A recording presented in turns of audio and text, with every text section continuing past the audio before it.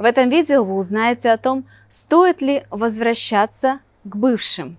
Но прежде чем мы продолжим, давайте вместе поможем другим женщинам тоже узнать ответ на этот вопрос.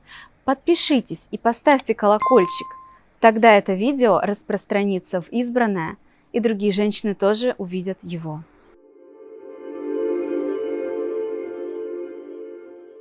Итак, стоит ли возвращаться к бывшим? Конечно, стоит, но при условии, если вы, во-первых, естественно, хотите, но, возможно, сомневаетесь, да, раз смотрите это видео. А второе обязательное условие, обязательно для того, чтобы это возвращение имело какой-то хэппи-энд, если вы готовы что-то делать по-новому. Любое расставание, так же, как и любовный треугольник, а про любовные треугольники у меня много видео, парочку оставлю в описании. Любое расставание – это трансформация, когда что-то, представим, визуализируем, сгорает и строят новое. Например, был дом, оказался неудачным, его снесли кувалдой и построили новый. Или не построили новый, если решили расстаться навсегда. Что-то прекратило существовать. А если оно прекращает существовать на время, а потом вы возвращаетесь и как бы начинаете, то это уже продолжение, но с какой-то частью нового обязательно.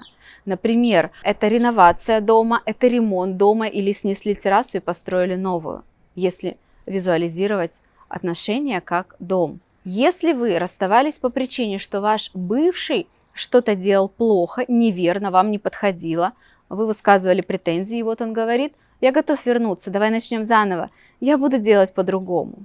Поймите, что этого, возможно, будет недостаточно. С большой долей вероятности этого будет недостаточно. Нужны и изменения от вас. Почему? Спросите, возможно, вы. Отношения в паре – это всегда отношения двоих. Не бывает, что один что-то делает по отношению к другому плохого, и другой ни в чем не виноват, ему ничего не надо менять, просто один должен измениться. Например, когда мужчина бьет женщину в отношениях, мужчина, конечно, виноват, это плохо бить женщину, нельзя так. Но женщина, которая это позволяет, тоже вносит свой вклад в это. Такой женщине я, конечно, не рекомендовала бы возвращаться, даже если мужчина говорит, что больше никогда не поднимет руку, если он не прошел курс психотерапии и не справился со своими внутренними процессами, которые толкают его к рукоприкладству, он не сможет измениться.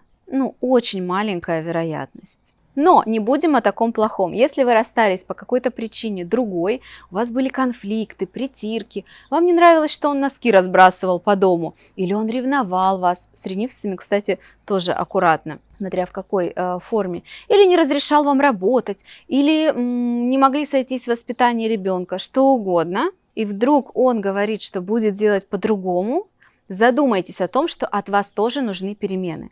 Что-то такое в вас есть, что рядом с вами провоцирует этого человека проявить эту свою сторону личности. Мы все, как кубик Рубик, состоим из частей, из определенного набора частей. Набор частей этот у каждого свой разный. Кто-то любит кофе, а кто-то только чай. Это тоже одна из наших частей. Кто-то кричит на людей, когда злится, а кто-то ругает сам себя. Или не может себе позволить кричать, уходит и злится как-то иначе, не проявляет злость. Мы все очень разные.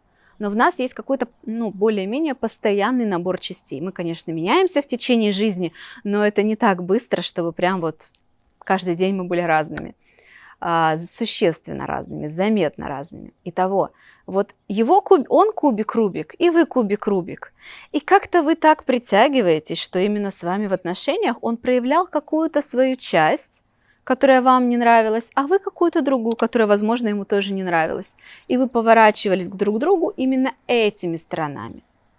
Если бы на месте вас с вашим партнером оказалась другая женщина сегодня, то в ней был бы другой набор качеств, и она бы притягивала, как магнитики, какую-то другую его сторону, и, возможно, с ней бы он не проявлял это так, или проявлял бы, а ее бы это не раздражало, и она была бы с этим согласна.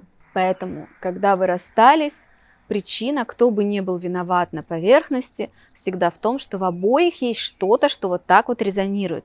Представьте, что у него есть какая-то ранка души, и у вас. И вот вы так сходитесь, что трете друг другу и делаете больно. Поэтому просто обвинять другого, бесполезно. Можно, вы имеете на это право, но ничего не улучшится.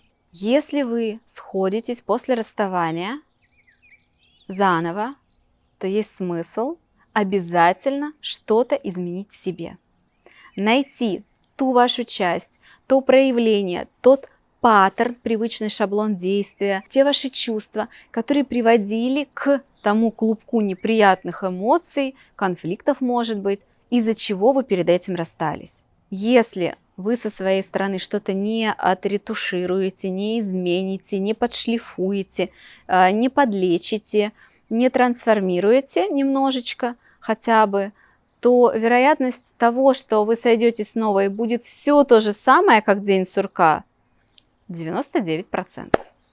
Если это видео вам понравилось, пожалуйста, поставьте лайк, мне приятно, вам не сложно.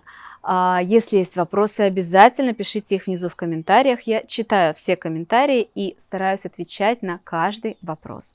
До встречи в новых видео, пока!